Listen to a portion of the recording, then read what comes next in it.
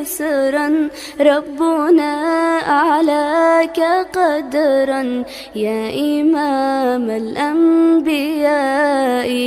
أنت في الوجدان حي، أنت للعينين ضي، أنت عند الحوض ري، أنت هاد وصفي يا حبيبي يا محمد يا نبي سلام عليك، يا رسول سلام عليك، يا حبيب سلام عليك، صلوات الله عليك.